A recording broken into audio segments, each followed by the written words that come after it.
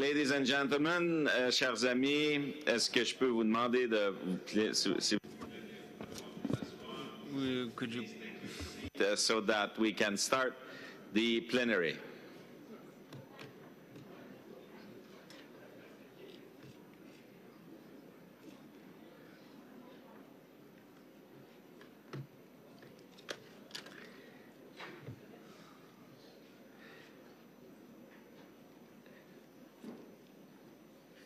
Alors, Son Excellence, Madame... Her Excellency, Madam... Her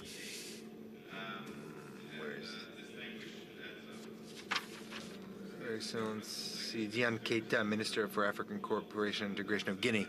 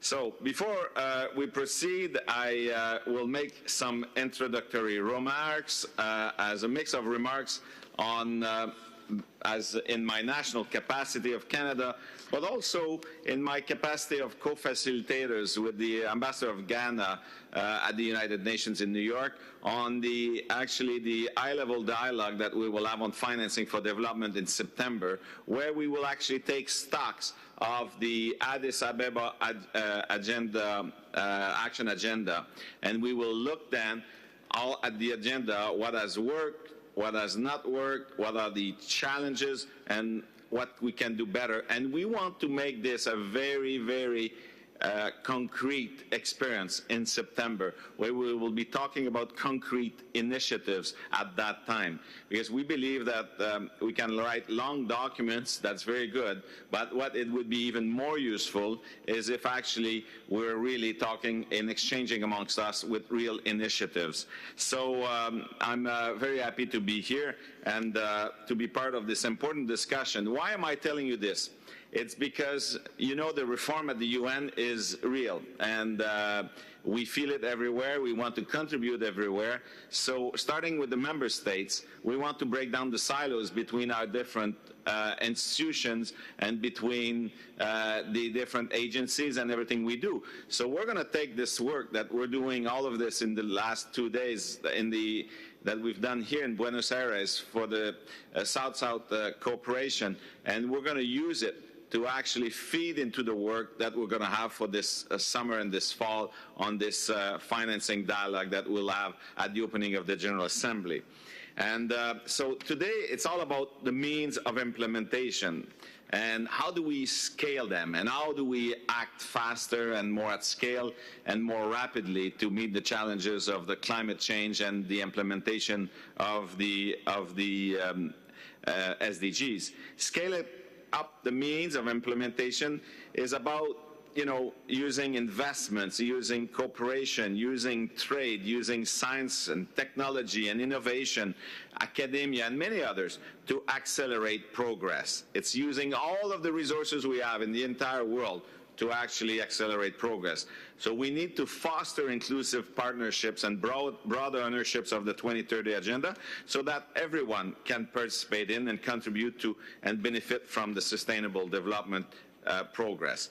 South-South and triangular cooperation have come a long way since the worlds first met here in Buenos Aires in 1978, and Canada welcomes the report of the Secretary General, which highlights the institutions and the mechanisms that have been established, such as the Asian Infrastructure Investment Bank, the New Development Bank, and the Andean Development Corporation, and the partnership that have been built between countries of the South, including the economic communities of West and Central African states, and the common market of Eastern and Southern Africa. The international landscape has also shifted dramatically since 1978. The number of international actors has increased, and global challenges loom larger and more urgent than ever before. Decades of sharing knowledge, experience, and lessons learned have culminated in the Agenda 2030 and the recognition that we're all in this together. This agenda, and we have to realize this, and I find that sometimes at the UN and the member states, we don't realize this enough. It is a revolution. It is a revolution in how we're going to work together to make sure that we achieve it. It's not only a governmental agenda. It is actually an agenda for every citizen of the world. And the prosperity and peace of one is reliant on the peace and prosperity of all. And in this current reality, South-South and triangular cooperation have immense potential to help us keep the promise to leave no one behind and reach the furthest behind first, particularly in addressing the needs and priorities of those in least developed countries and fragile conflict-affected states.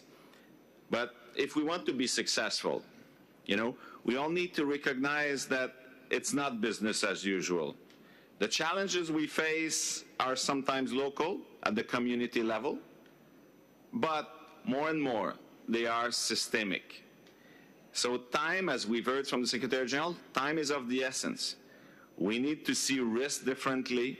There's a risk in not acting. Everyone needs to understand that, even the private sector. We need a global discussion on risk. We need to reach out to partners like never before. Before governments could do it alone, governments to government. Now it's no longer the case. We need to look at prevention differently. As I mentioned just earlier, I thought this was a great example of Indonesia and Mozambique saying, the world is not there when we're talking about prevention. And then when we have a disaster, suddenly, a lot of the world is coming up with money. But it would be so much better if we were there for prevention. And the problem that Pacific Islands have at the moment is that despite this great agenda and the Paris Agreement, the money is, they don't see the projects on the ground. It is urgent that projects be materialize themselves for climate change, not building this infrastructure that is needed for adaptation and mitigation is not an option. So we need to have capital that flows faster and at scale for the infrastructure projects to be built in. Because if not, we will not be able to meet the ambition of our agenda. So this is what we're talking about this afternoon. And, one thing we underestimate, and one thing where South-South and triangular cooperation can be, I'm coming from a country where I often have to convince the private sector to look more at frontier markets. And one thing that is always underestimated is the need to build a relationship within the South and between the North and the South, but between the people of the South and between also the people of the North and the South and everybody. Because if you don't know each other, you don't trust each other. You tend to overestimate the risk, underestimate the opportunities. And this is the mindset that we need to change. And we're all in here to discuss this. And I'm very optimistic that actually we can make a lot of progress in the coming years. I think when people say that we're not in 2015, in 2019, and the world is so bad and all of this, I say to them, look at the other side. Technology has made immense progress since 2015. The shared economy is there like never before. The inequalities and the sentiment that inequalities throughout the world are now unacceptable. These are all things that are, catalysts for us acting together with zillions of partners around us and actually achieving the ambition of the Agenda 2030 and the Paris Agreement. Thank you very much. So now I would like to actually give the floor to my colleague, the minister from Guinea, to actually give her own introductory remark. So, Excellency, please, s'il vous plaît.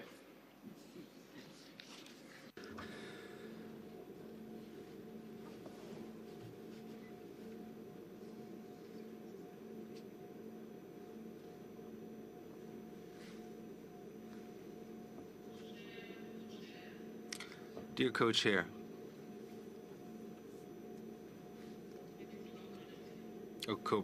Co-President, distinguished panelists, ladies and gentlemen, the advantage of a co-presidency is that we can maybe expand our discussion.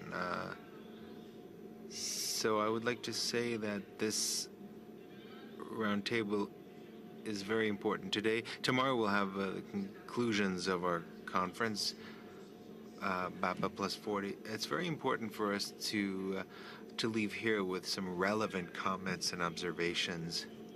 So I'm happy to be taking the floor at this roundtable number 3, strengthening the means of implementation of the 2030 Sustainable Development Agenda to support South-South and triangular cooperation. Obviously, this is an extremely important topic, and I would like to just focus on a number of issues. The first one's very important for me, and that is setting up mechanisms to evaluate the implementation of the declaration that we'll adopt tomorrow. So it's been 40 years now, and so we need to understand what we will do for the countries that really need that benefit from South-South cooperation. Now, I'm going to try to be as concrete as possible. Here on this rostrum, both North and South countries are well represented. I would like to refer to Zimbabwe, to Malawi, and to Mozambique. You know that they were mentioned quite often due to the natural disaster that has struck them. The issue of South-South cooperation goes to the very heart of expertise, knowledge, experience. We know that the countries represented here represent the most advanced form of knowledge and development here. The development partners that support us, and you know how the UNDP has always been there for us, and I'm very happy to see our dear Akim here with us. Is a very important support. But the real question is, how do we build resilience, let's say within a village or in a country in Africa? This is very concrete. It's not just hot air. That is what I'm really concerned about. How can we do that if we don't have the means to have the kind of houses that are built in the northern part of Canada, which are well insulated, which use less energy? How can we make sure that schools and villages are built in such a way that in case of disaster, everyone can take refuge in a school? I think it's very concrete, very simple, and I think that is what we need to focus on in South-South cooperation. Blue and green energy, that's very important. How can we work with countries that are more advanced in South-South cooperation? How can they share with those lower on the scale? Now, As for Guinea, Guinea is extremely grateful to all countries from the south who, either in the framework of South-South cooperation or triangular cooperation with the North, who have helped us, who have contributed to us, and from whom we've learned, and we hope to be able to share that knowledge and that experience with others, as was the case in our efforts to combat Ebola. But let us leave here with concrete conclusions. There are 3 roundtables. Our roundtable is extremely important, and I have no doubt that our panelists will help us to come up with recommendations that will be implemented, and we will move towards 2030 more with greater confidence. Let's not leave anyone behind. Thank you. Merci, Madame la Ministre. Thank you, Minister. And thank you for your kind words. Her Excellency Teresa Ribeiro, Vice Minister of Foreign Affairs of Portugal, to actually say a few words. Thank you very much, and thank you very much also to invite me to participate in this panel. It is a real honor to be so well accompanied in this discussion. And as you said, Madam Minister, it's really important that we can go into a concrete vision of what we have to do.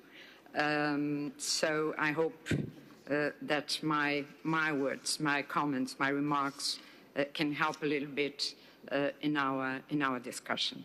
And I would like to start by saying that we live now in a very complex world, and it's a very complex, it's a very interdependent, and so it's not possible. We cannot stop climate change with walls. We cannot stop climate change with frontiers.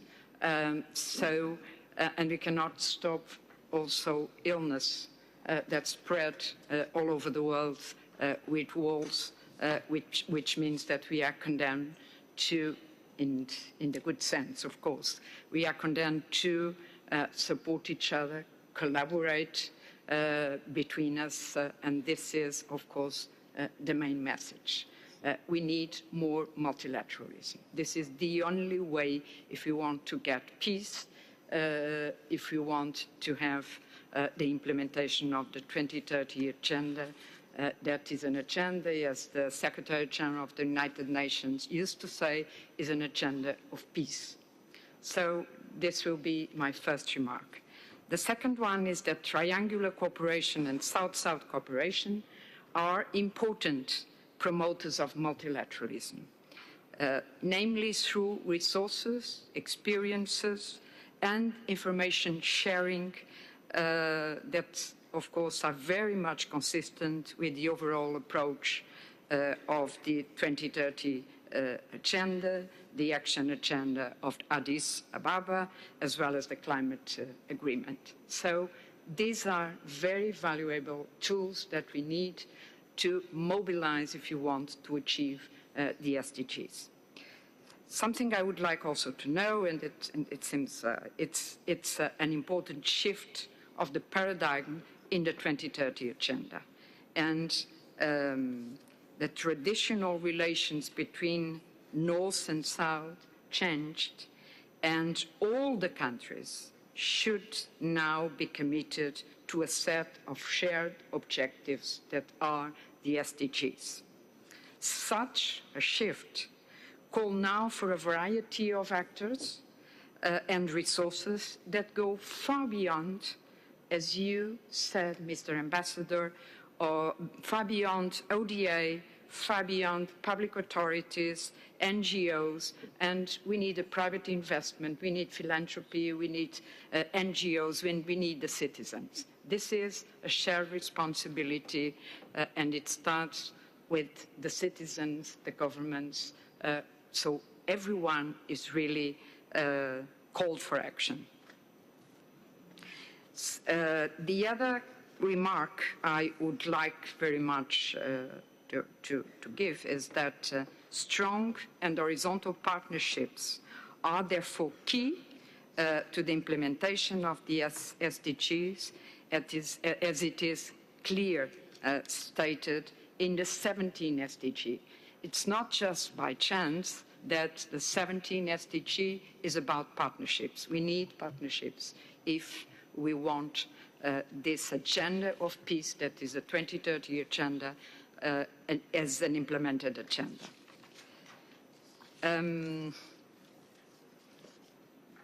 Having in mind this general consideration, general remarks, we can say that as an holistic approach, defining the goals we all should be committed to, the 2030 agenda allows for greater coherence, and this is very important, of the different forms of cooperation where triangular cooperation, South-South cooperation are included. It promotes partnerships between countries, regions, actors, resources, creating the needed conditions to reach better results and strengthen their effectiveness. It helps also the assessment and the monitoring of triangular cooperation and South-South cooperation, in particular their contribution to the implementation of the Agenda 2030. So the Agenda 2030 is really the right framework to include these important tools that are South-South cooperation and triangular cooperation. Thank you very much. Thank you very much, Madame Ribeiro, for these comments, and we appreciate really. I think when I agree with you that the South-South as an important promoter of multilateralism, I actually believe that it's interesting as a thought that it is a reality. Mr. Carlos Maria Correa, the Executive Director of the South Center, please. Thank you. Muchas gracias, embajador. Thank you very much, Ambassador. Good afternoon to all of you. The South Center is an institution of the South created by developing countries to serve developing countries, currently headquartered in Geneva with 54 member countries.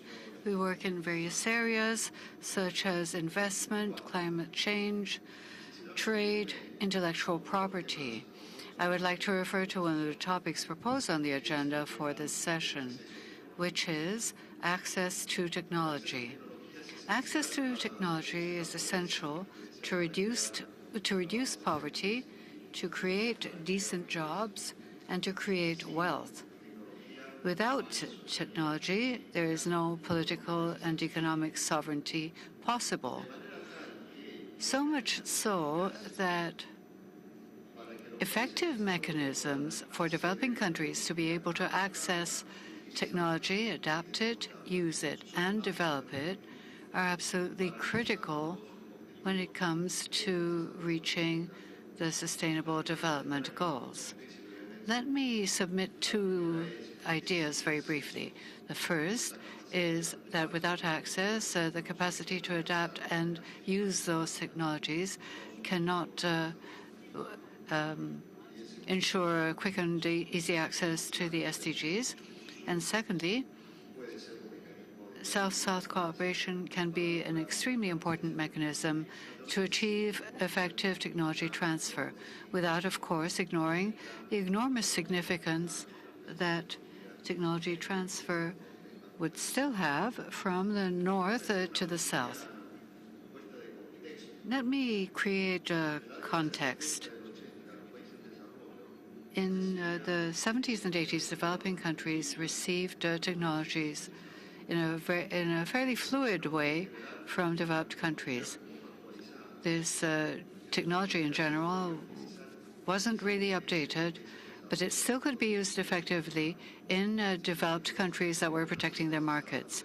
In other words, the less advanced technology could still be profitable in less developed countries where the most modern technology was not yet necessary. In the 70s, developing countries raised the need to establish rules for technology transfer. and they did so as part of an international code of conduct for technology transfer. What is noteworthy is that this code was intended to regulate the conditions for technology transfers, avoiding restrictive practices, for example, prohibiting exports to receivers of technologies, establishing guarantees for transfers, limits on the prices, but there was not too much stress on access to technology per se, because that access did exist. Now, with globalization, when the markets opened, for many of our countries, it was no longer possible to continue competing on the basis of less updated technology. In order to compete globally, you need the latest technology. And so a new scenario opened where developing countries started having difficulty in accessing technology created in industrialized countries. One of the most basic reasons for this was that no private company wants to create its own competitors. For example, in the case of South Korea, this showed that once foreign technology was received, local companies could become global competitors. So a new scenario arose where developing countries began to feel that there was a lack, a restraint in access to technologies that could be used productively in their countries. So in the 90s, this is where we are now, the statistics on the ability to create science and technology showed that 94% of investments in science and technology took place in developed countries. So there was a huge asymmetry in technical and scientific capacity in developed and developing countries. Then alternatives arose. An enormous amount of literature promoted by the United Nations institutions, UNDP among others,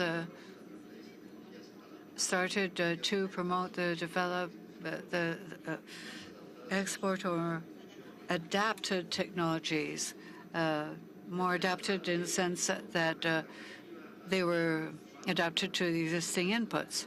So this was a response to the lack of or the scant transfer of technology from developed to developing countries. Of course, the market on its own was not enough to resolve these problems, to close this gap. More mechanisms were needed.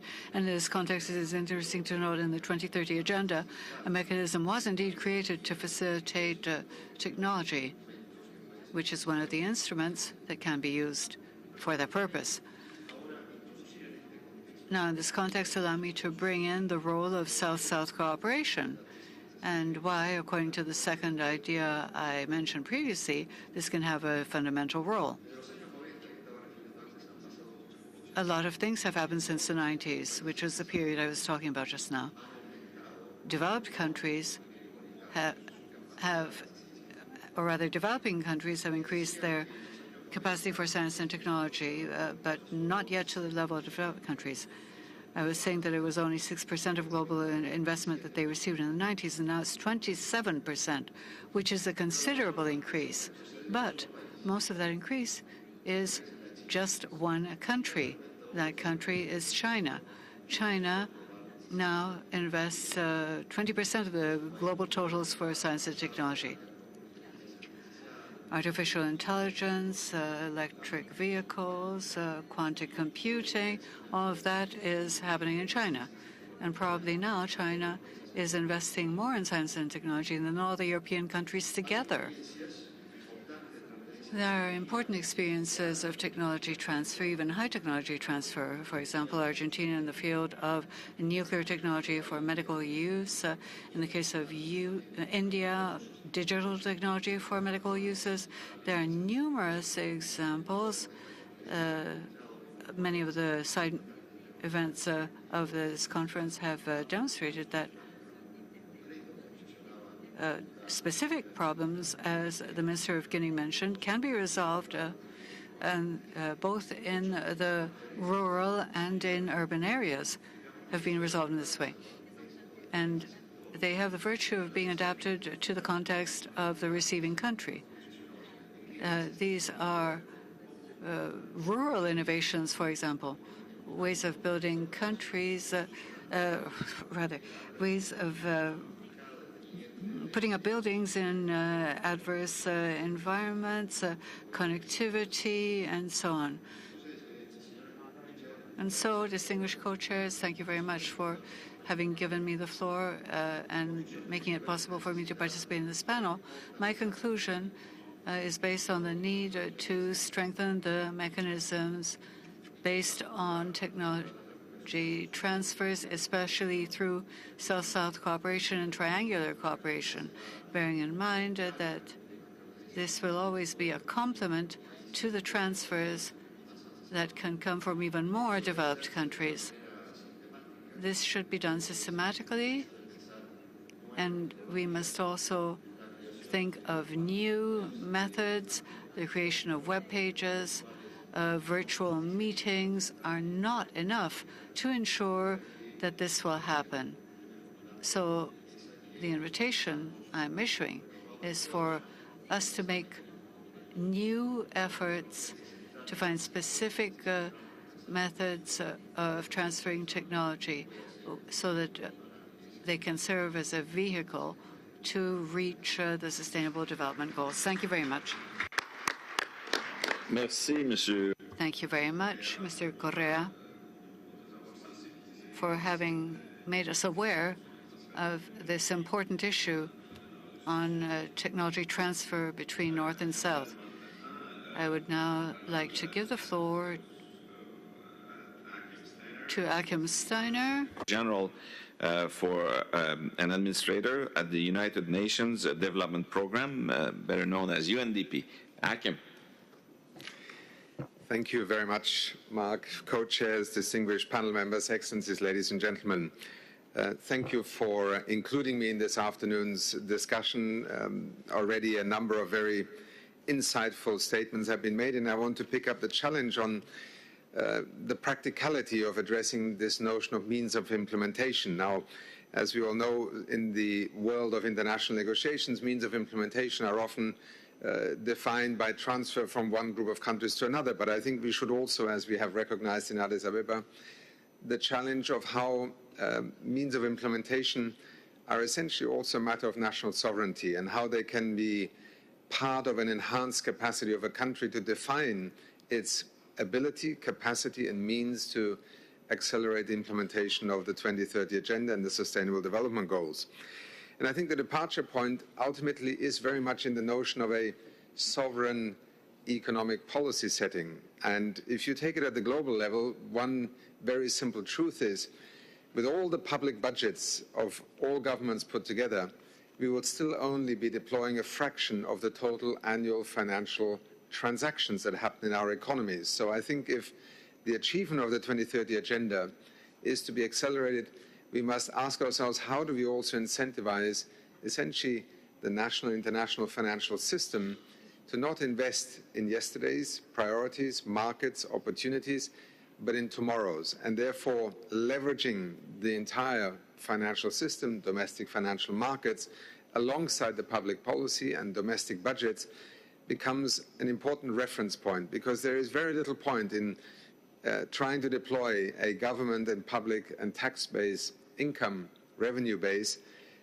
essentially in the opposite direction of where the entire economy and the financial system are investing. And I think this is an important framing of the debate, both at the national and the international level. Our international financial system now amounts to more than $300 trillion. So the problem we face today is not lack of funding, it is the directional deployment of funding. And here, I think the second reference point, beyond, first of all, creating the incentives in a domestic financial and regulatory environment, very quickly then translates also into leveraging public budgets. The first area is obviously fiscal policy, incentives, regulatory signals, the incentivization of investments that align with Sustainable Development Goal investments, not to confuse the role of government and the private sector, but to make it easier for the private sector to understand how it can invest in outcomes that both achieve sustainable development goals or impacts while enabling it to achieve a return on investment. This is not rocket science. We practice it every day in our economies already, but we don't do it at the scale, and we have not done it in many instances in the context of a 2030 agenda and the framework of the 17 Sustainable Development Goals. The second very practical element, maybe the tax base. UNDP today with the OECD runs a program called Tax Inspectors Without Borders, which is essentially to assist countries to try and see where its tax base is either not being sufficiently managed in an alignment with national law, or where also sometimes you simply need audit capacities to be able to detect transfer pricing of multinationals. And what is very good news is that, first of all, together this program is now assisting dozens of countries around the world, and OECD and UNDP consider this to be one of their best investments, because for every dollar we have invested, there is $100 in return. Measurable, traceable, and extremely popular with governments. And in the context of South-South cooperation, we have just launched together a partnership between Morocco and Cameroon, where tax inspectors are assisting Cameroon now in terms of some of the practices that have been developed in Morocco. So domestic finance, I think, in the sense of both the economy at large, but also the public budget, is extremely important. Again, government has another very simple lever, which is its public procurement policies. How many governments have reviewed by the year 2019 their public procurement policies in terms of the economic footprint they have in the marketplace of a national economy? It would be a very interesting undertaking to take the 17 Sustainable Development Goals and superimpose them on the procurement footprint of government. It's a very significant sum of money that influences markets, services, products, and the quality by which they're delivered, whether on the social or the environmental or other elements of success in terms of SDGs. Thirdly, how do we leverage also the kinds of investments that we are able to draw on in terms of advances in technology? Much of what we see today in the SDGs still describes technology as a universe that is in the distant future and maybe approaching us rapidly. And yet, in so many respects, technology is already part of a capacity of government to act. I cited the example, for instance, of China. Much of the implementation of SDGs around climate change, access to energy, have been significantly altered by the equation with which renewable energy technology is today traded on the global marketplace. And here again, when major economies such as China, not only through their domestic demand, but also through their production, begin to engage in a global trading economy where the access point for renewable energy today is a fraction of what it was 10 years ago, the entire capacity of countries to implement through South-South cooperation or otherwise these policies becomes a multiple of what it was just a few years ago. It may also be in the use of technology, as I described briefly by my reference to the example of access to information, the program that the government of Bangladesh has implemented. Its savings are estimated annually in the range of $1.15 billion to the citizens of Bangladesh by having installed essentially a one-stop shop e-government point within the living range of every citizen. I think it's 3 to 5 miles. These 5,300 one-stop shops of an e-government portal, which provide roughly 400 services now to citizens, have saved an extraordinary amount of time and money that citizens otherwise would have spent in trying to access government services. This is not an insignificant financial gain, first of all, to individuals, but also at the macroeconomic level. Just two examples of how technology can play an important role. Finally, and back to perhaps the analogy of the procurement example, much of the ability to leverage financing and financial resources will be premised also on the ability to intelligently use either seed capital, foundational investments in order to attract larger quantities, multiples in terms of investments from domestic and also international financial markets. The key variable that is emerging, whether it is in impact finance and investment funds or whether it is simply in attracting private sector investment interest, is impact. The ability of the financial system today to be able to understand, measure, and transact on impact is severely limited. It is where the greatest potential collaboration between the financial sector and the financial services world and the institutions of government and of international cooperation lie. Because if we can make impact something that influences the ability of those who propose investments to transact them with an ever and fast-growing market for impact investment, then certainly this is one way in which we can very quickly enlarge the window, particularly for countries who traditionally, in the international context, would simply be overlooked by financial markets. It is one reason why also we in UNDP have established now a finance sector hub in which the SDG impact investment startup is a critical part of making ourselves literate in terms of impact facilitation, impact measurement, and impact intelligence that we can share with countries as they seek to engage private sector investments in SDG or 2030 agenda-driven objectives. So, Excellencies, ladies and gentlemen, dear co-chairs, just a few examples from, let's say, the coalface on the one hand of what is happening at country level, but also how we in the United Nations system are trying to learn where it is that we can provide the greatest additional support to countries who wish to move in that direction, and through that, hopefully, make South-South cooperation, first of all, ubiquitous in terms of possibility. That is one of the roles we see ourselves providing. But secondly, with very specific best practice instruments also, quickly overcome what have been barriers that we have considered absolute for far too long. They are not absolute. They are not easily overcome, but they are addressable. And that is the direction in which we are moving. Thank you. Thank you very much, Akim. Thank you. You're so right. I actually share your view that, and congratulations to UNDP to make some progress on the measurement of impact. I mean, the day that we will be able to say to investors, like the investors, they understand one thing, it's return on investment. And the day we will be able to have a simple rate of return on impact, it's going to be unlocking so much money. So thanks for the progress you've made to help with this. Finally, Mr. Paulo Esteves, who is the director of the Brics Policy Center. You have the floor, sir. Thank you. Thank you, Chair. Thanks for the opportunity to be here. Just to briefly to say where from where I'm speaking, I'm a part of an independent think tank in Brazil, affiliated to the Catholic University in Rio de Janeiro. In this capacity, I can, in this capacity, I'm not representing anybody else than myself and the studies we are conducting in the center.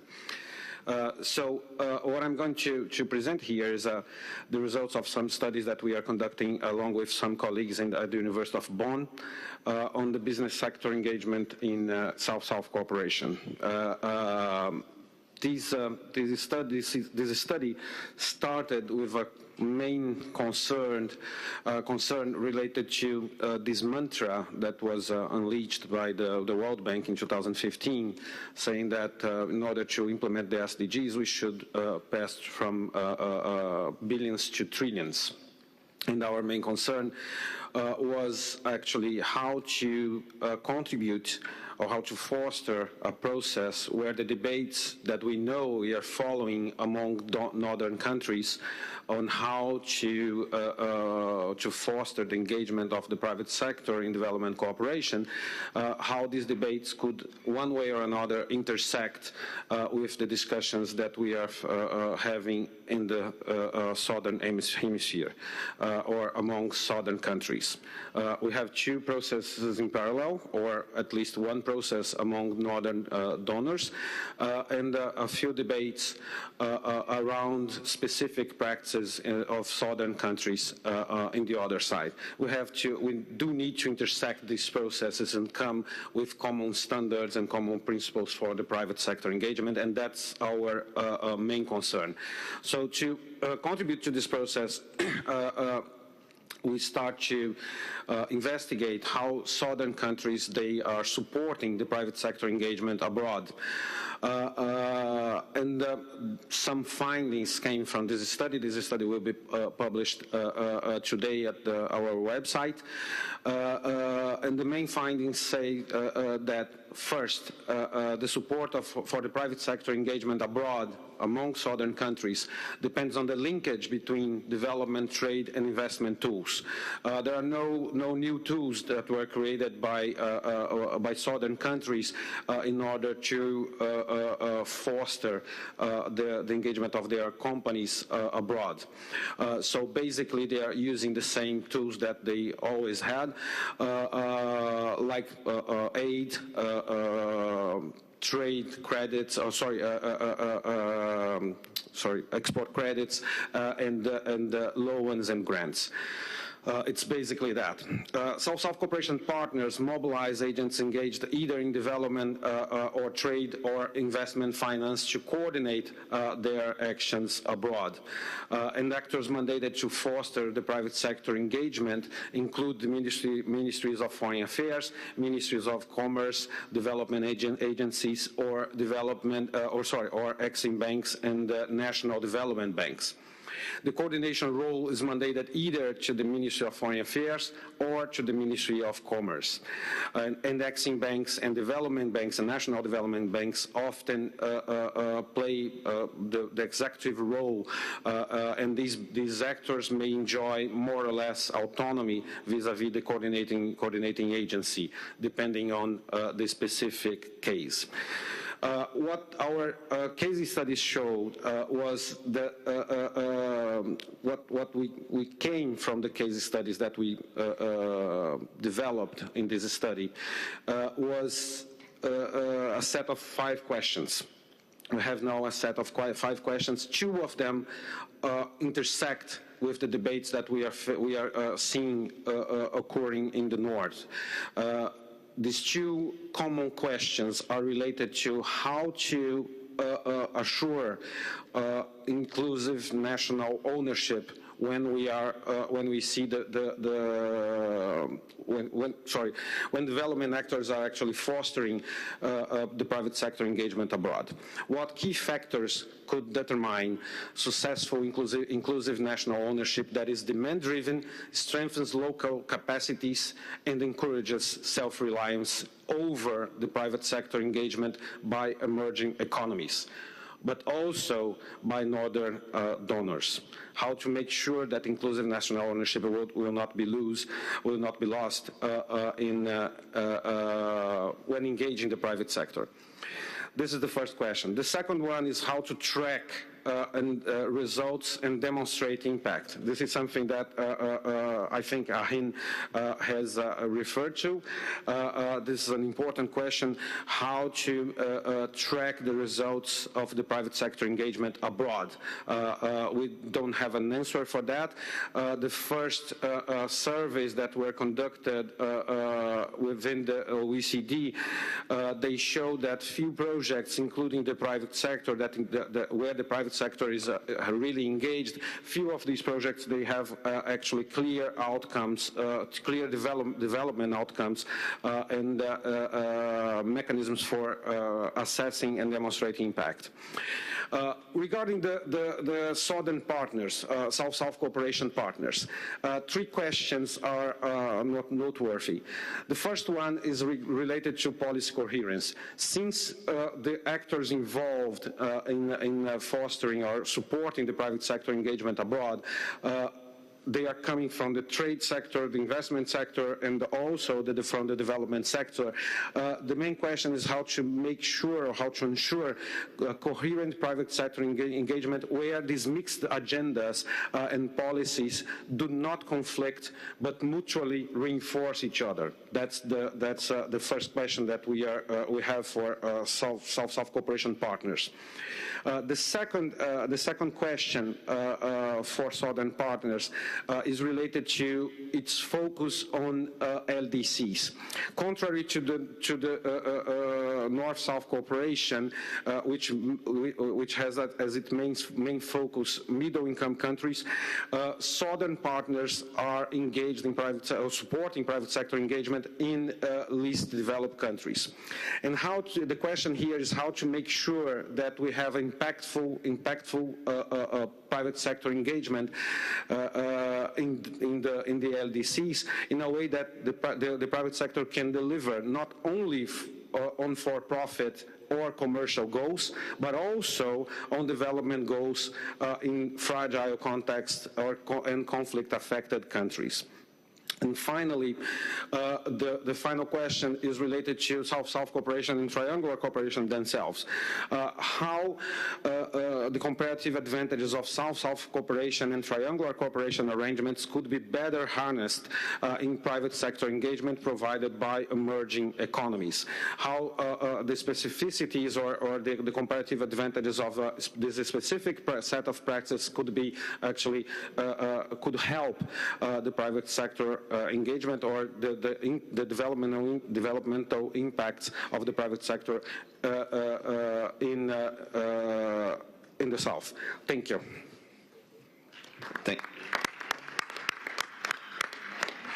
Thank you, Mr. Estevez, for raising these interesting questions, and thank you very much for your thoughtfulness. I now open the floor, Excellencies and distinguished delegates, for an interactive discussion. So participants wishing to take the floor are requested to press the button on their consoles. In order to ensure maximum participation, interventions should not exceed 3 minutes. To facilitate the interactive nature of our discussion, delegations are encouraged not to deliver prepared statements. To assist speakers in this regard, a timer has been installed on the screen. When the clock signifies that the 3 minutes have been exhausted, speakers are kindly requested to conclude their statements. When necessary, the co-chairs will remind speakers when they have exceeded their time limit. I thank you for your cooperation. I would like to recall that pursuant to General Assembly Resolution 71-318, the conference, including the panel discussions, will be open to participation by representatives of all participating states, intergovernmental organizations, relevant entities of the United Nations system, accredited civil society organization, and other stakeholders. We'll make every effort to ensure that each category of participant is given the opportunity to speak, time permitted. It is now a privilege and an honor to give the floor to His Excellency Abul Kalam Abdul Momen, the Foreign Minister of Bangladesh. Minister, welcome. Thank you, Chair. Good afternoon. The BAPA+40 conference is taking place at a time when the international community is working very hard to implement the aspirational yet achievable transformative 2030 agenda. We are hearing that trillions of dollars would be required to achieve the SDGs. South-South cooperation is making a vital contribution to the implementation of 2030 agenda as a complement, not a substitute, to North-South cooperation, and its importance as an effective form of development cooperation has been growing. It is encouraging to hear that in 2017, 74% of the developing countries provided some form of development cooperation, up from 63% in 2015. To harness the potential of South-South cooperation and re-strategize it, we need to step up the means of implementation as outlined in the 2030 agenda, and I would like to flag a few points. First, ODA for the developing countries keeps declining for the development programs. While our development partners must fulfill their ODA commitments, the multilateral, regional, and bilateral financial and development institutions need to increase financial resources and technical cooperation to promote SSC. Second, while some southern financial institutions and initiatives, such as the New Development Bank, the Asian Infrastructure Investment Bank, IFSA Fund, are extending financial support to the South, new regional and global banks and funds need to be set up to promote SSC. Third, the Global South is lagging behind in the development, use, and management of technology. The developed countries must make steps to accelerate technology transfer at affordable price to the South and must close technology gaps between the North and the South. The developing countries also require the collaboration of the developed countries to offset the negative impacts of fourth industrial revolution. Fourth, free trade and free mobility is the vehicle of growth and prosperity. The present civilization prospered through free mobility of people and trade. A stronger South will generate demand for exports from other countries and boost investment opportunities with higher returns like ROI. Therefore, the preferential trading and other measures of the WTO must be implemented. Fifth, there must be a more central role for the South in the international economic decision-making. It is important to recognize that to bolster CSSC, a fundamental change in the global financial and economic government structure to be initiated. Sixth, triangular support should promote northern support for South-South cooperation endeavors. It should aim at capacity building of the South for its economic and social advancement and environmental sustainability. Seventh, the reformed United Nations development system should undertake more activities to support the South-South and triangular cooperation, taking into account national ownership, leadership, and country-specific needs. Finally, there is a lot of potential for mobilizing resources, both finance and technology transfer within the South-South countries. Unfortunately, those neither been explored nor articulated yet, and therefore it is imperative to form a forum of finance, development, and foreign ministers of the southern countries to dialogue, discuss, and explore mobilizing means of implementation, more so in the context of achieving the SDGs. Now, our finance minister sent out letters to all his counterparts in 2016, and there was positive response. May I request the membership to set it up quickly. Thank you, sir. Thank you very much, Honorable Minister.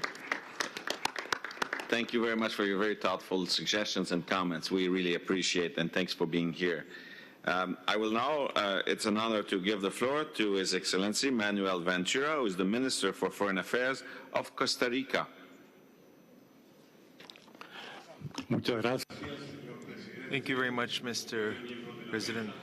Members of the podium, we find ourselves in a new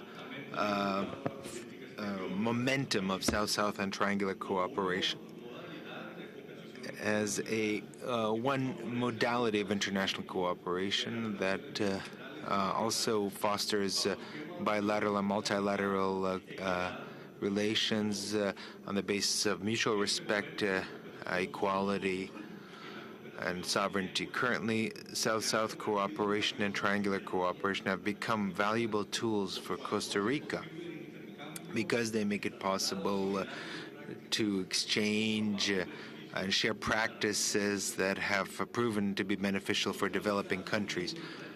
Costa Rica has taken on the challenge of supporting and promoting South-South and triangular cooperation and is an essential part of its foreign policy. And we have developed a number of various instruments that we have been implementing. First of all, we have a legal framework that establishes a responsible and shared approach to international cooperations. The Foreign Ministry has leadership, is the leading body and in charge of negotiations in this area. The Ministry of National Planning and Economic Policy is in charge of leadership on the domestic front. Furthermore, we have an international public policy in Costa Rica that has identified national priorities. These are complemented by a study of structural gaps in ECLAC.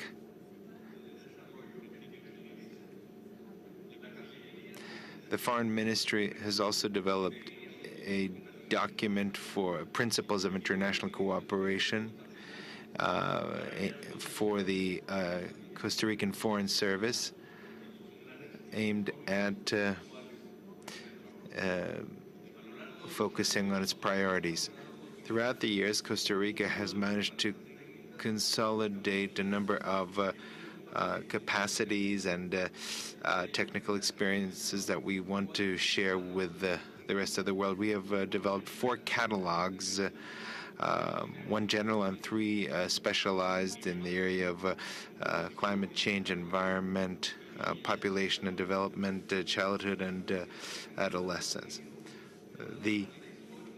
There's been a considerable demand for us to share these good practices.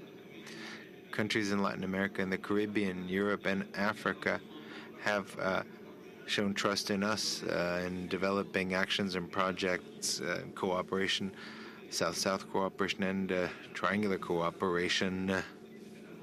With these tools that we've developed, we hope to continue with this task and thus contribute to the development of various regions of the world. Thank you very much, Mr. President.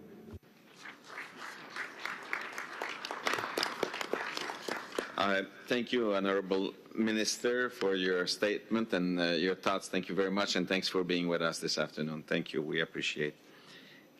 I now want to give the floor to Mr. Slamet Soedarsono, who is the Deputy Minister for Political Affairs, Law, Defense and Security, Ministry of National Development Planning of Indonesia.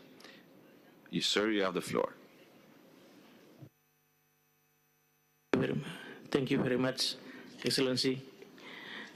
Indonesia is committed to implementing the 2030 Agenda for Sustainable Development, particularly to end poverty and to achieve prosperity for all, leaving no one behind.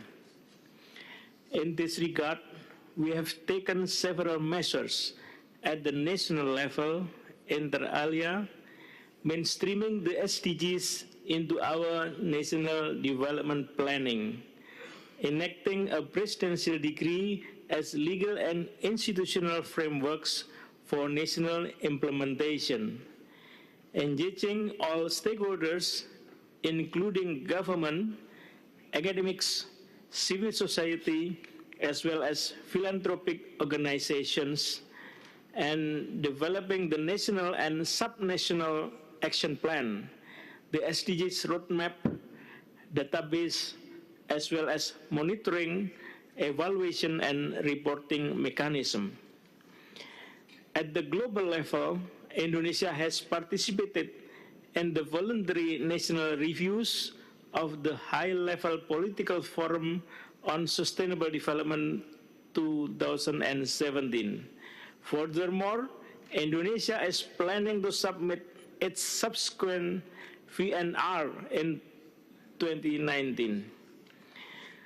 To implement the 2030 Agenda, Indonesia has mobilized not only the national budget, but also alternative means of funding such as public-private partnership, cooperation with philanthropy organizations and other development partners, religious funds for the SDGs, green banking and green financing coordinated by the National Financial Services Authority that takes into account not only the economic but also the sustainable and environmental aspects as written in the Sustainable Financial Roadmap 2015-2019.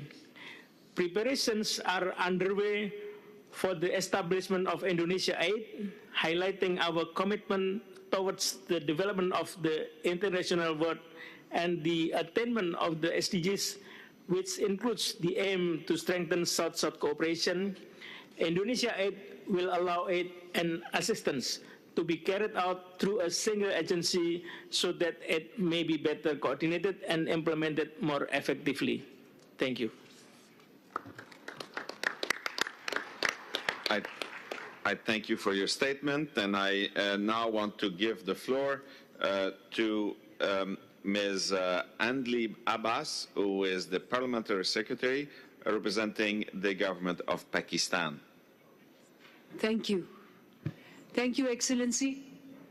And this forum is absolutely the right forum to discuss how we as partners for cooperation can scale up and learn from each other. So Pakistan is an underdeveloping, developing, and slightly developed country coming into various categories depending on what you're talking about. Half the population is under the poverty line. When I was looking at the UNCTAD report and I was looking at the figures showed that the foreign direct investment all over the world has fallen down by 19%. Fortunately, it has fallen down 40% in the developed world, while in Asia, it has increased 5%, and in Africa, it has increased 6%, which is where the investment is coming, and we should be taking advantage of that. So as a government, very similar to what the SDGs are, our agenda is focusing on poverty alleviation and job creation. And what we decided was a project on low-cost housing, very low-cost housing, because people don't even have houses to live over there, 5 million houses in 5 years. We estimated that in one house, 30 jobs are created, and about 10 industries are generated. So that's how poverty, industrialization, and revenues will be generated. We are asking countries from South and other countries to come and invest into the low housing scheme, because we have a population of 200 million. Out of them, 120 million are under the age of 30. So that's the youth dividend we want to earn. Now, for this forum, I would request 2 or 3 things, especially for those countries which are still in the developing stage. Number one, there are 3 things that I want to suggest. One, we should have preemptive and proactive solutions for these countries. For example, this is the Uberization of the economy, and there's going to be Industrial Revolution 4.0. Now, Uberization created jobs for drivers, for people. Now we are going to have driverless cars very soon. So there's going to be a lot of jobs lost. The forum should be predicting how we can cooperate and help people in these countries to create new jobs for these people. Number 2, very important, that when we are talking about the smaller countries, there's some, we have 1.2 billion population in this forum of South-South cooperation. We have 2 million population countries as well. So we should be the voice for the voiceless. How should the smaller countries have a voice where they are tapped with mentoring countries, which are bigger, which have more experience, and they can become their mentors in solving their problems? And number 3, very important, is we are talking about assessments. We want to know how effective our measures are, our projects are. But our focus should not just be on the output. Our focus should be on the outcome. We don't want to end up after 10 years seeing that we've achieved 20% return over investment, 5% increase in trade, but poverty has increased, inequality has increased. So our focus when we are assessing all this should not just be the output, it should be the outcome, whether we've been able to achieve those goals or not. So that is my humble suggestion to Excellency, and I hope that together we can make it. Thank you.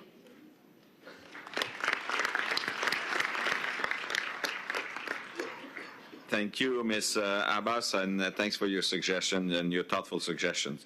I will now give the floor to His Excellency, Mr. Ernesto M. Pernia, who is the Secretary of Socio-Economic Planning of the National Economic and Development Authority of the Philippines. Sir, you have the floor. Chair, thank you and good afternoon. Buenas tardes a todos. As regards an enabling environment to help finance the SDGs, the Philippines' contribution involved the crafting of its medium-term development plan, 2017 to 2022, which used the SDG as the broad framework for that exercise. First, and also as regards specific activities toward this end, the Philippine Statistics Authority developed a tracking system that would see to it that the accomplishments with regard to the goals and targets of the SDGs are recorded. So to what extent have we achieved the goals on the targets of the SDGs is being tracked by the Philippine Statistics Authority. And also the government set up the subcommittee under the Social Development Cluster, a subcommittee to finance this tracking exercise. And this is composed of the subcommittee is composed of the National Economic and Development Authority and the Department of the Budget to ensure that projects and activities achieve the SDGs through the Philippine Development Plan activities in the Philippine Development Plan, which is directly or indirectly supportive of the SSC, South-South Cooperation. Secondly, the Philippines has been undertaking a comprehensive tax reform program, and this program is already showing increases in tax revenue, and including the indexation of sin taxes and the imposition of excise taxes on sugar-sweetened beverages, the purchase of automobiles, and excise tax on fuel. Part of this increased collection is earmarked to fund public health and education expenditures, besides infrastructure program. In addition to sustaining the massive conditional cash transfer program, covering about 20% of families, the government also providing free healthcare services and free basic education from elementary to secondary education up to senior high school, and as well as the law on the Philippine Universal Health Insurance program has been passed, which is expected to cover 100%, or if not 100%, just close to 100%. Finally, the Philippines has accelerated infrastructure investment, especially to connect lagging regions to leading regions, as well as to the mainstream economy. And we have this infrastructure program is quite ambitious, and we expect to spend up to 7% of GDP on this infrastructure program. And this should reduce poverty and reduce inequality. And this would have some lessons for SSC. Thank you very much, Mr. Chair. I thank you, Mr. Permia, for your comments, and I now give the floor to a representative for the Fund for the Development of Indigenous People of Latin America and the Caribbean.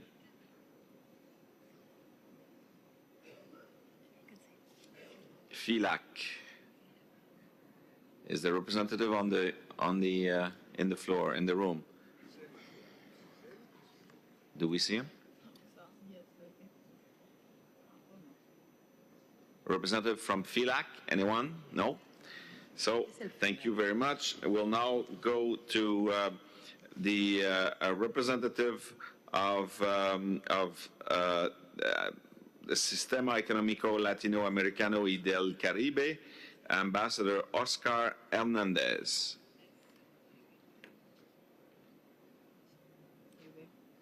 Are you there?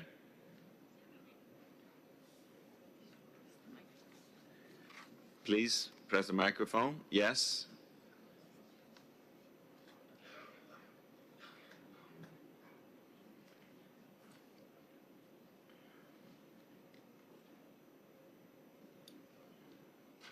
Doesn't.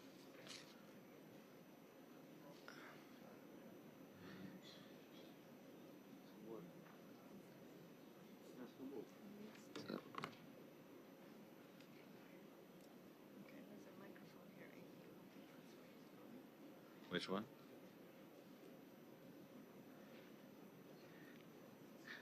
So,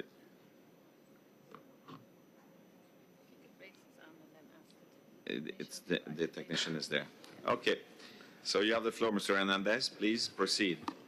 Muchas gracias, presidente. Thank you, Chairman. I'm sure for this delay, the technology is sometimes a hindrance.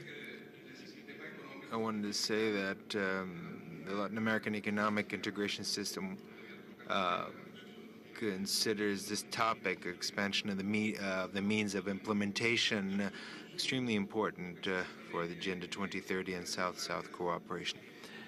Precisely one of the areas where we're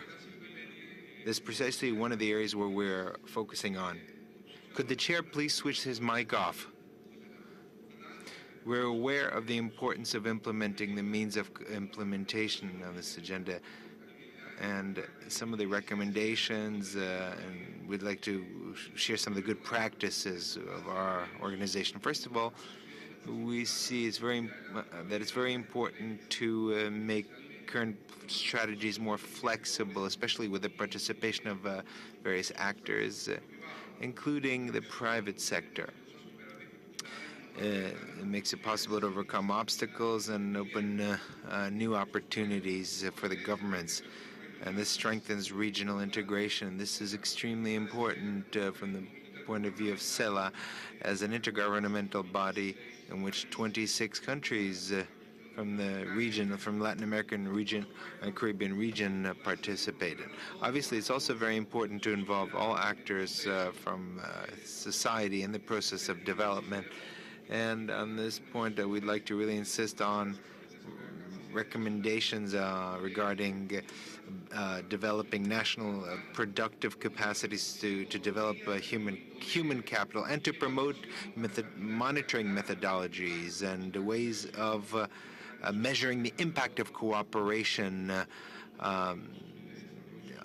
in national plans to achieve sustainable development. And also, what's very important is to pool efforts in order to implement mechanisms of transparency and accountability in countries that are beneficiaries of cooperation.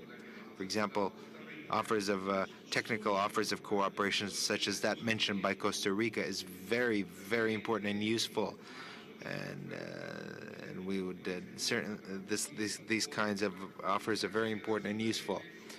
And I would also like to say that CELA, in CELA we are very, very interested in how we can contribute to the means of implementation, and the Latin American program for small and medium-sized enterprises has been very useful. The index for public policies for small and medium-sized enterprises is very important, as well as the regional programs that we've implemented in recent years in that area. Thank you very much. Thank you very much for your remarks. Before I ask the next representative to take the floor, I just want to say a big thank you for everyone. It's been a pleasure to co-chair this event. And the second part of the event will be co-chaired by La Ministre, Son Excellence, La Ministre. Her Excellency, Mr. Keita of Guinea. To the representative of South Africa. Thank you, Chair, and may I also thank the panelists for their insightful presentations. In terms of the SDGs in 2015, I think that we were faced with the choice either to create joint prosperity or to share in the misery that will befall us if we do not address the growing inequality within and among states. Fortunately for us, the adoption of the SDGs demonstrates our commitment and willingness to develop shared prosperity for all our people, the billions of people that the representative from Pakistan spoke about.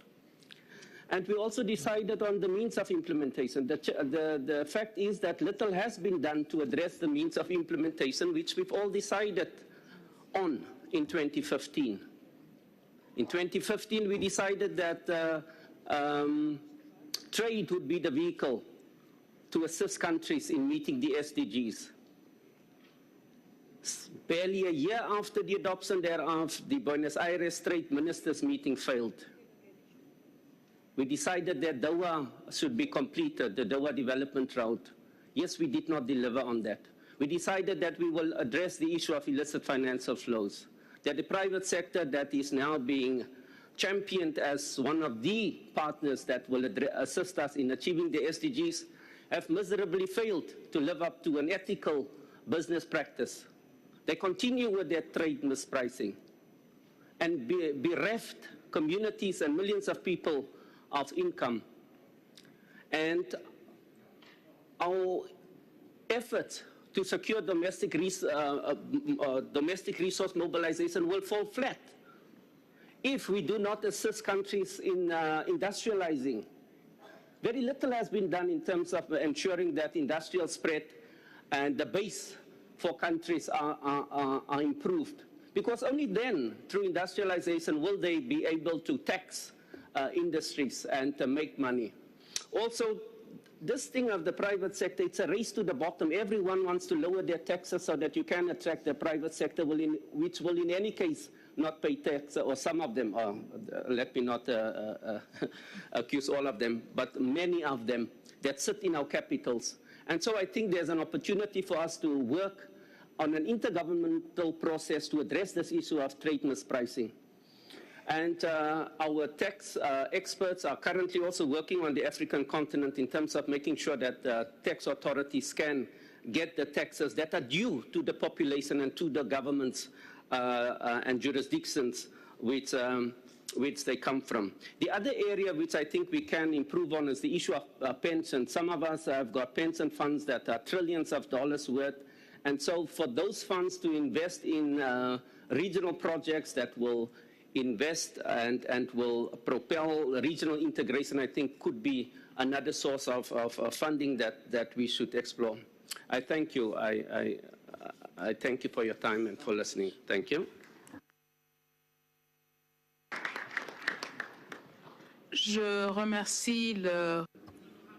I thank the Honourable Representative of South Africa. Before giving the floor to the next speaker, I, too, would like to thank my co-chair for his brilliant chairmanship, and I'd like to congratulate him. Thank you very much. I call on the Honourable Representative of the Russian Federation.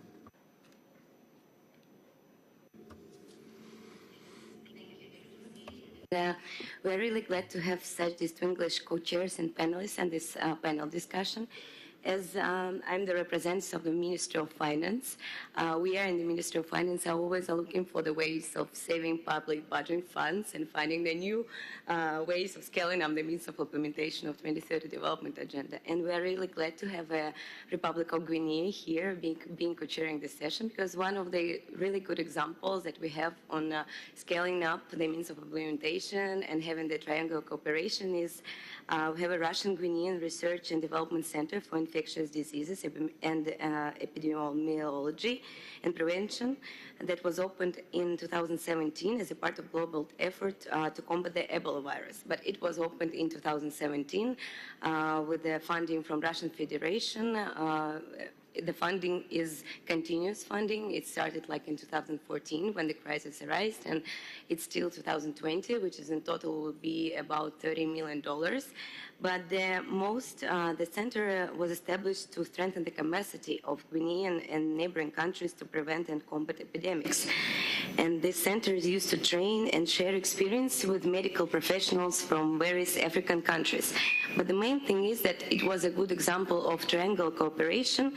It can be considered as an example of a successful implementation of triangle cooperation, as one of the sites of this project was the Russian United Company of Rusal, which was responsible for the construction of the center. And at the moment, the staff at the center includes both Russian and Guinean specialists, and Rusal became the only public available company in the world that has implemented a capital project aimed at combating the spread of Ebola virus. So, and we are really welcoming Akim Steiner here. When we created Russia UNDP Trust Fund for Development like 5 years ago, and we have a lot of cooperation with UNDP on different types of projects. One of them, we support the SDGs Innovation Lab that was launched in Armenia, and the initial purpose of this lab is to find innovative ways of implement SDGs. And it's not only financing, it's also like finding new ways of doing business, because it's not all about the money.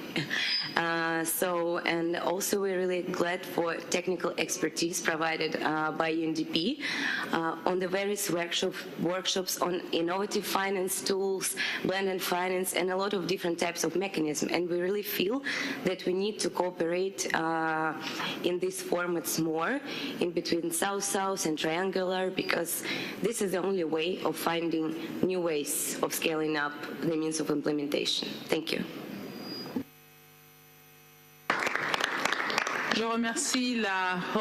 I thank the representative of the Russian Federation. I shall now give the floor to the Honorable Representative of Morocco.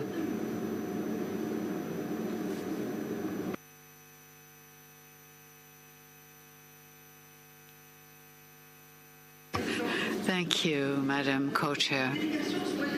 My delegation wishes to reiterate the role of South-South cooperation as a tool to speed up the implementation of the Sustainable Development Goals. We have a cooperation policy with different policies to further integrate this tool in the realization of sustainable development. Morocco developed cooperation, which is diversified, in solidarity, innovative, and takes into account development in all its forms, sharing expertise and know-how with other African countries in order to have a new mutually beneficial model of South-South cooperation, incorporating the public-private sectors, triangular cooperation with countries of the North, and specialized agencies of the United Nations. As an example, Morocco recently concluded a strategic alliance to support African countries which are less advanced in the area of food security, as well as a general cooperation agreement with the FAO to create a trust fund to provide technical assistance to developing countries to sustainably help them respond to food shortages. We also have strategic investments in Africa, such as telecommunications, mines, irrigation, tourism, and social housing. Another example is cooperation between the Kingdom of Morocco and Nigeria to benefit West Africa in terms of economic competitivity and regional integration, as well as social and economic development. This roundtable makes it possible for us to share specific actions in order to accelerate South-South and triangular cooperation, and also to consider initiatives for partnerships in order to increase the role of South-South cooperation and its value. I wish to stress that the United Nations must continue playing its key role of supporting South-South initiatives and partnerships.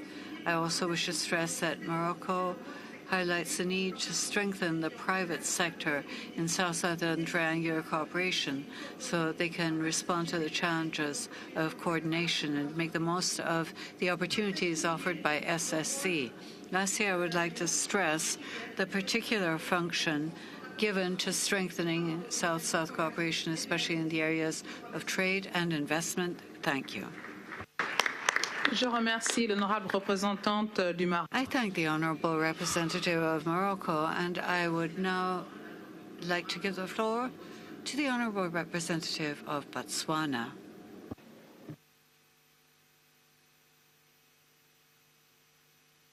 Thank you, Chairperson. My premise for discussion or contribution this afternoon is first to acknowledge that the improvements taking place at the UN level to give this particular agenda item focus and impetus is significant and should be commended. My second point is we must look at a three-pronged approach to the problem of South-South cooperation. One, we need to reform the world systems. Two, we need to examine the regional institutions of cooperation and trade. Three, we need to approach country-level re-engineering of government so that governments become accessible and responsive to citizen needs. Because if governments are not suited or redesigned to fulfill the requirements of the South-South cooperation, we will not benefit from the processes which we all desire to harvest. My third point is, in terms of adaptation, it is possible to reap benefits out of the South-South cooperation, where certain technologies can be transferred with minimal cost to receiving or recipient countries, where through bilateral agreements and cooperation, we should be able to convert some of the desired technologies for country-level implementation. One of the key challenges which I think we need to deal with is to address the WTO or business or trade matters, because that is where the playing field is not level. For instance, in a country such as Botswana, an emerging economy, how do we deal with the promotion and support of infant industry without violating WTO rules? How do we address the dominance of the multinationals in providing space for emerging business opportunities or businesses in developing countries? Should we design customs duty rules and regulations which in some way protect domestic or national business opportunities? Would we not be in violation of WTO? Would you not be in violation of regional grouping rules and regulations? I'm saying we need to look at reforming the world systems. I thank you. Merci beaucoup. I thank the representative of Botswana. I now give the floor to the Honorable Enrique Alberto Banse, Assistant Secretary General of the African, Caribbean, and Pacific Group of the States. You have the floor, sir. Thank you, Madam. Thank you. I wouldn't agree more than has been said now, particularly by Botswana and some other delegations.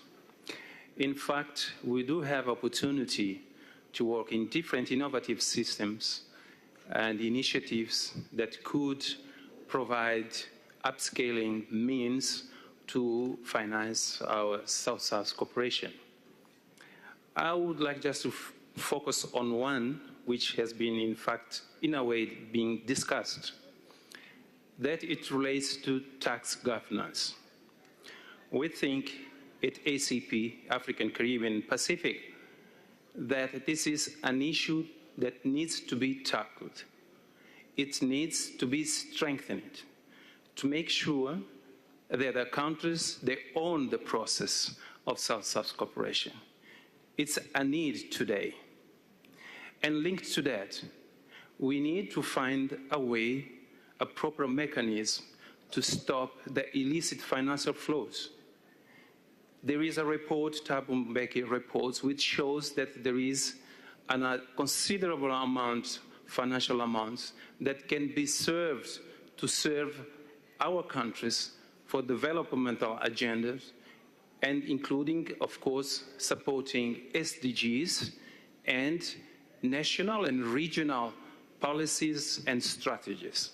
So we think this is an issue that we need really seriously to talk about. We are saying this because we are looking forward in terms of if we are about to make sure that South-South cooperation will prevail, that we need to make it sustainable. And to make it sustainable, it makes sure that we have enough funds, our own funds. That doesn't mean that we exclude any other funds. I mean, an example has been given, for instance, in terms of philanthropic, private sector. Those are important, but it makes sure that countries are sustainable. So in this vein, what we think at SAP, we are focusing at this stage at 2 points. One of them being the issue, how do we increase a productivity capacity in our member states? So we think we are putting in place now, discussing with the member states to see how we deal with the value chain, to make sure that there is added value in member states instead of exporting raw materials and then having a final product which are much more costly. I mean, this is an issue everyone. So what we are doing in SAP is just make sure that this program is put in effect. We are still in that discussion, but I think we'll get there. And secondly, and last, we want to contribute in this way to our member states, is that a decision has been taken by the heads of states and governments that an SAP Information Center for South-South Cooperation should be set up to help our member states to collect data, to have statistics that will inform policies and strategies for the South-South cooperation to be sustainable. Thank you, Chair. Merci beaucoup, Monsieur Banz. Thank you very much, Mr. Bazet, the representative of the Secretary of the ACPs. I now give the floor to the representative of Brazil. Madame Présidente, honorable délégués. Madam Co-Chair, distinguished delegates, the strengthening of South-South cooperation for Brazil means effective progress on all the SDGs. In addition to the specific dynamic of South-South cooperation on a bilateral basis, the United Nations system and international financial institutions should incorporate South-South cooperation as a means of executing multilateral cooperation using its comparative advantages. The use of SSC as a means of executing programs, and not just circumstantially through a trilateral focus, as is the case now, would reduce the performance costs of programs and projects without a loss of quality and with potentially more substantial results than traditional forms of technical cooperation. A series of measures could be adopted, innovative measures, to provide complementary means to implement South-South cooperation. For example, the United Nations system could draw up pilot projects to train professionals who are specialized in developing countries, stressing training of trainers, including in the area of humanitarian cooperation in association with regional institutions and associations. The UN system could devote resources to supporting the creation of thematic reference centers on a sub-regional, regional, and interregional basis. These would be established and managed by developing countries and act with spaces to generate, disseminate, and take ownership of knowledge in order to foster autonomy in developing these issues in developing countries. Brazil supports the strengthening of UNOSCC as the focal point for South-South cooperation in the United Nations. This office could work on trilateral arrangements based on experiences in the field that already have been implemented within the United Nations system and governments of developing countries. Likewise, Brazil wishes to stress the importance of integrated, coordinated, and consistent implementation of the 2030 Agenda for Sustainable Development and the 2063 Agenda of the African Union, two strategic frameworks which are mutually reinforcing. The number of projects in the area of science, technology, and innovation must be increased by extending platforms, amongst other things. Indicators for this, for technology transfer and the promotion of innovation, should be present in the assessment of the results and impacts of such initiatives. Lastly, the delegation of Brazil believes it is important to highlight Brazil's humanitarian cooperation, which should not be confused with humanitarian operations. Brazil values the humanitarian aspect of development, since we believe that resilience in response to disasters plays a fundamental role in sustainable development for any nation. Thank you very much, Madam. Thank you very much. I now give the floor to the representative of Mercosur.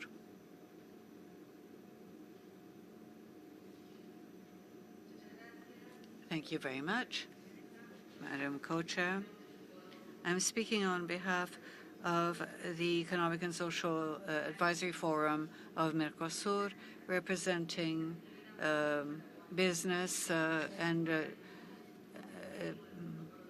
chambers of commerce, as well as civil society organizations and trade unions in Argentina, Brazil, Paraguay, and Uruguay. We are a part of the Ouro Preto Protocol of Mercosur. Our function is to represent social interests of the community in the regional bloc. In order to attain sustainable development, the Mercosur Forum expresses a need for a new social contract between governments, workers, and businesses, with a baseline for a universal labor guarantee for all workers. The SDGs are a key element to encourage a new model of development based on sustainable businesses and decent work. To this end, the means to implement South-South cooperation, triangular cooperation, should be prioritized according to the following. South-South and triangular cooperation initiatives must focus on promoting achievement of the SDGs and promotion of decent work. We call on all actors of South-South and triangular cooperation to give priority to the 2030 Agenda on economic development, decent work, and climate justice. In other words, SDGs 1, 5, 8, 10, 13, and 16. Second, South-South and triangular cooperation must have effective accountability mechanisms to ensure their impact and consistency with the SDGs. The participation of organized civil society is vital for democratic ownership, implementation, and monitoring of cooperation programs. South-South and triangular cooperation can reinforce the mobilization of national resources. It should promote a progressive tax system and fair and balanced multilateral trade, taking into account asymmetries between countries, especially in association agreements between blocs and developed countries with less developed countries of the Global South, as particularly is the case of the European Union-Mercosur Agreement. On the national level, South-South and triangular cooperation must promote industrial policies, encouraging universal social coverage, the introduction of progressive tax systems, and decent salaries for everybody as key tools for equality. Fourth and last, strengthening compliance with international standards, both when it comes to financial and economic international and regional bodies, to put them at the service of development agents, as well as the standards on unconditional respect for human rights and labor rights established in the ILO conventions and recommendations. For trade unions, chambers of commerce, and organizations of the third sector of Mercosur, the 2030 Agenda is much more than a series of goals. It implies global changes, systematic and urgent changes. South-South and triangular cooperation must be bolstered. Thank you very much, Madam. I now call on the International Maritime Organization to make a statement.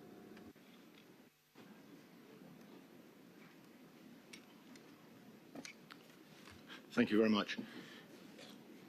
The International Maritime Organization, the specialized agency of the United Nations charged with maritime safety, security, protection of the marine environment, and the efficiency of international maritime transport, thanks the co-chairs for the opportunity to address this historic conference. Many distinguished speakers have drawn attention to South-South, North-South, and triangular cooperation between states, and we would fully support those views. However, what physically connects all states, south and north, is the sea. Over 80% of global trade goes by sea. Put very simply, no shipping, no shopping. The importance of the maritime sector was highlighted at the very successful Sustainable Blue Economy Conference hosted by the government of Kenya in Nairobi last year, and is reflected in other important regional initiatives, for example, the African Union's Integrated Maritime Strategy for 2050. IMO would therefore respectfully request the countries engaging in South-South cooperation, North-South cooperation, and triangular cooperation to also keep in mind the importance of the sustainable blue economy in ensuring food security and economic development, and also wider maritime development in ensuring efficient maritime transport links, employment at sea, interregional and intra-regional maritime trade as key factors in meeting sustainable development goals. If the member states agree, perhaps a reference to the sustainable blue economy and maritime development could be included in the outcome document of the conference, perhaps at paragraph 24D. Many Southern Hemisphere states have considerable maritime experience and expertise that could be shared across oceans to improve port and shipping operations, safeguard fish stocks and natural resources, provide employment for young people at sea and ashore in shipping-related or shipping-assisted industries, and to promote other important initiatives, including empowering women in the maritime sector pursuant to SDG 5. Thank you very much, Chair. Merci beaucoup. Thank you to the IMO. I would now like to give the floor to the Organization of Volunteers of the United Nations. Thank you, ma'am. A service to the United Nations system provided by UNDP. We represent and we facilitate thousands of UN volunteer assignments for global citizens committed to serve to peace and development across the world.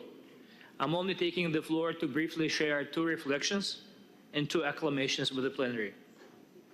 First, evidence suggests that UN volunteers and volunteers more generally act as a means multipliers for SDG achievement. Volunteers help to deliver development services to most remote and marginalized groups, in other words, to those left further behind first. And in the digital era, Volunteers are already playing active role in collecting real-time data about development risks and development impact, and thereby help us to track progress towards SDG achievement. Secondly, Madam Chair, development, as we know, is rarely a linear process.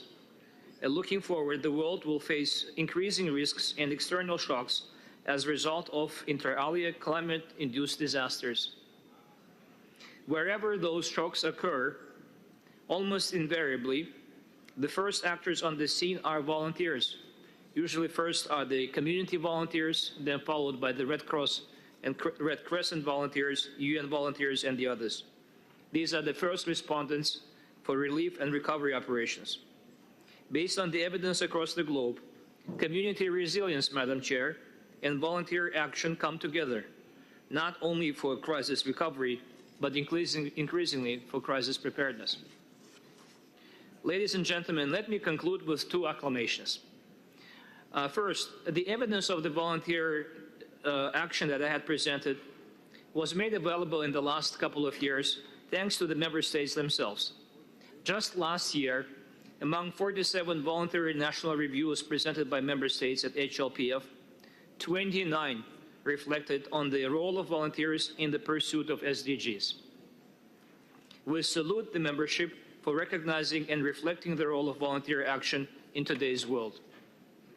Lastly, ladies and gentlemen, let me take this opportunity to acknowledge more than 100 volunteers from Buenos Aires University who helped make this conference run like a clock. They were greeting us at the entrance, and they worked a lot behind the scenes. To them, we say in 6 official UN languages, muchas gracias, merci beaucoup, shukran, sheshe, thank you very much, большое спасибо.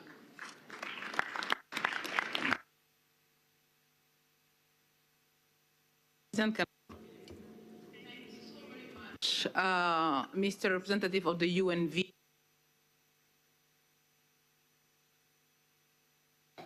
Pour féliciter le travail des volontaires. I want to join you in congratulating the work of volunteers around the world in the area of development, humanitarian work, and science. They really offer an invaluable service wherever they are. Thank you. I would now like to give the floor to the Honorable Minister of Tanzania. Thank you very much, Co-Chair, for giving this opportunity to me. Tanzania is seriously implementing the SDGs through our 5 years development plan. And in so doing, you can see the changes positively coming to the economy on poverty alleviation. The economy is growing at the pace of 7.1% per annum, which is one of the highest in the continent. And we have managed to reduce the inflation down to 3.0%. We are still doing very fine in terms of budget deficit, which is now down up to 2.6 from 3.8, with an average of 0.8% on foreign grant decline. Also, in terms of infrastructure, we are building the standard gauge railway line using our own resources, which we are doing very well because we are collaborating with another partner from South Cooperation. And in terms of fighting corruptions and good governances, we're also doing quite fine. The Corruption Perceptive Index, CPI, shows Tanzania has performed very well, has scored 36% in 2017 report. We hope to do it even more when the new results come. The private sector is very, very strong and is working very closely with the United Nations. In terms of environmental protection, we have embarked on construction of hydroelectric plants in Stigler's Gorge. And why are we doing this? Because source of energy, the biggest source of energy is firewood. And if we allow people to continue use this firewood by cutting the trees, we are going to cause a huge environmental destruction. To protect that, the country has strategically decided to build this big hydroelectric dam, which is going to give a megawatt of 2,100, which will make people replace the use of firewoods and consequently do away with environmental distractions.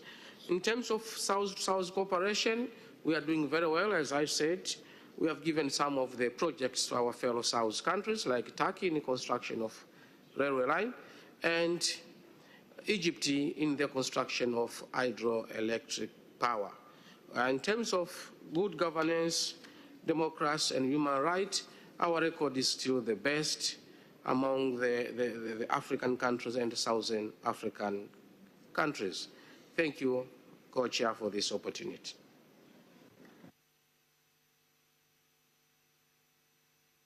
Merci beaucoup. Thank you. To the Honorable Representative of Tanzania. Now I will give the floor to the Representative of Honduras. You have the floor. Thank you very much, Madam President. I would like to state that Honduras, since the adoption of the BAPA,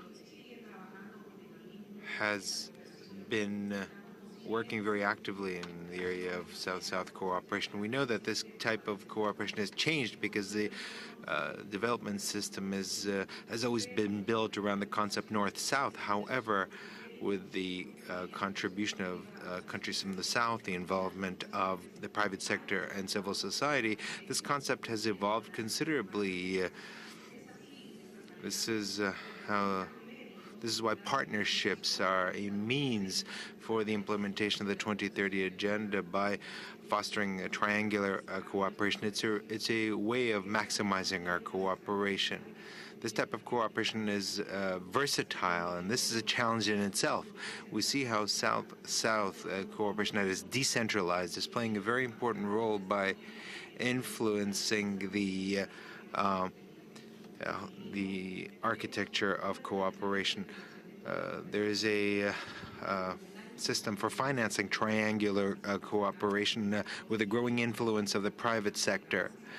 And this is also an important phenomena in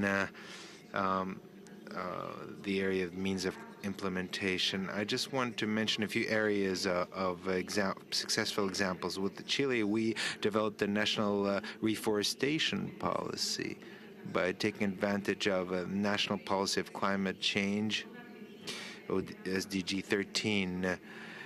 With other countries, we've been working in the area of agriculture and fisheries, and by trying to focus on family farming. This is an area which has particularly suffered from the excessive flooding and rains, because our country is located in a very vulnerable area, and this has led to significant losses in the farming sector, in particular grain. This is why we are particularly grateful to countries that have offered us assistance and been involved in cooperating with us. Thank you very much. Nous avons conclu la liste que nous avions. We've gotten to the end of the list of speakers I had before us, so I'm going to give the floor back to the members of the panel. I'm going to start with Mr. Paulo Estevez, Director for Brics, for just a few concluding words. I just want to highlight two issues that were mentioned during the debate. The first one is the need of an assessment of the outcomes of the private sector engagement. This is something that it's a challenge ahead of us. And the second one is the need of having a common a common venue hosting southern partners and northern donors around the same table to establish common standards and common guidelines. Otherwise, we are going to fall in a race to the bottom, as it was mentioned during the debate. Thank you.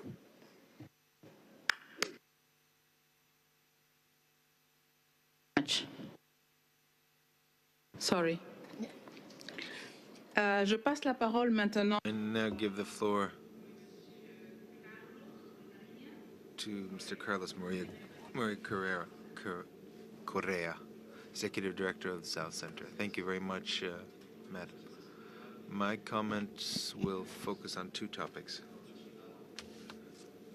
One that has to do with the transfer of technology, and the Minister of Bangladesh specifically referred to this topic, and the importance of seeking solutions so that this transfer is effective. He also mentioned the need to implement policies that help developing countries to kind of enter into what is called the fourth industrial revolution and its possible negative effects. The negative effects of the possible dissemination of these new technologies. I think these are key topics for a more in-depth discussion of South-South cooperation as we strive to find mechanisms that are effective to achieve a better result. The representative of South Africa also mentioned this. Often there's no real, there's no one solution to the problems of development, in particular those countries that aspire to industrialization with greater added value, with the creation of decent jobs, and the possibility of truly reducing poverty. The second topic I'd like to touch upon is the issue having to do with fiscal matters, tax matters, and various statements highlighted the importance of this topic. It's an area where we already have significant South-South cooperation. Our organization, the Centro-Sur, is implementing an initiative that specifically focuses on fiscal cooperation, that strives to find innovative solutions to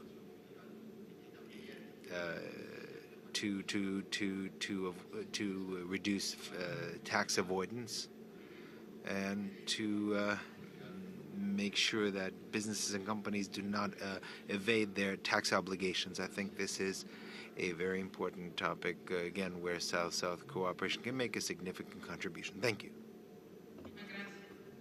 Thank you. Fatigué aussi.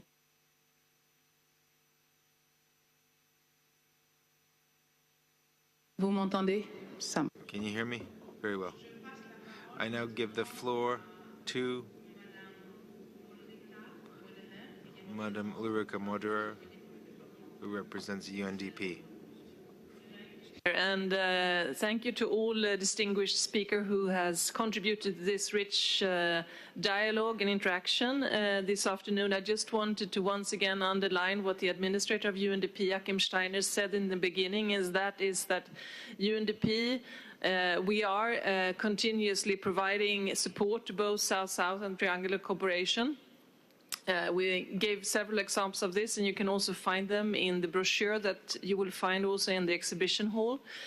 And we also, as you know, house the South-South Cooperation Office. And I just also wanted to pick up on some of the important discussions that we heard here that had to do with what also initially the administrator touched upon, the means of implementation, the importance for us to continue to support national capacity with regard to tax, for instance. But then it has also been mentioned that we also need to look on tax evasion as one important area. And this would also, of course, be part of the work that, for instance, tax inspectors without borders would do, and how we also can make that as part of our work. And then continuously also provide support within the whole development system and to member states and other actors in the work that we are developing with our new finance hub, to see how we can move, as was said, from outputs to really measure more of outcomes and even impact, and set the ground through the long-term support that we give to member states with regard to governance,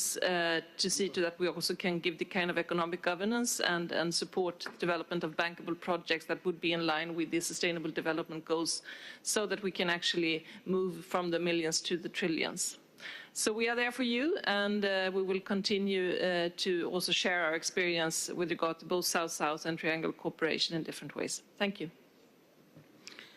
Merci beaucoup, Ulrike. Thank you, Ulrika.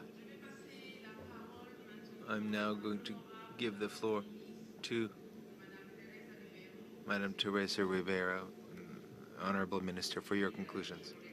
Thank you. I'm going to start by thanking all the colleagues on the panel, as well as those in the audience. Thank you for your contributions to this dialogue, your suggestions, sharing your experiences about South-South cooperation, as well as triangular cooperation.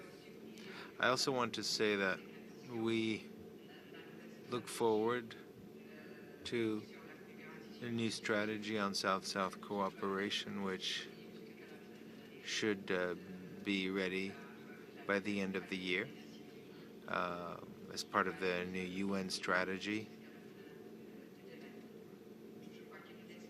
I believe that this kind of strategy, not only will it highlight the importance of South-South cooperation and triangular cooperation, but most importantly, it will make it possible to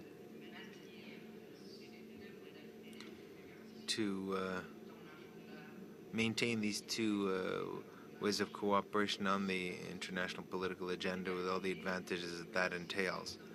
To conclude, I also want to inform you that we, together with the OECD, plan to organize in Lisbon before the end of the year a follow-up meeting for this conference, and I hope this kind of meeting could make an important contribution to the implementation of the new strategy and all the suggestions that were made throughout the conference. Thank you very much. Merci infiniment, Madame la Ministre. Thank you very much, Minister. And now it is my turn to say a few concluding remarks.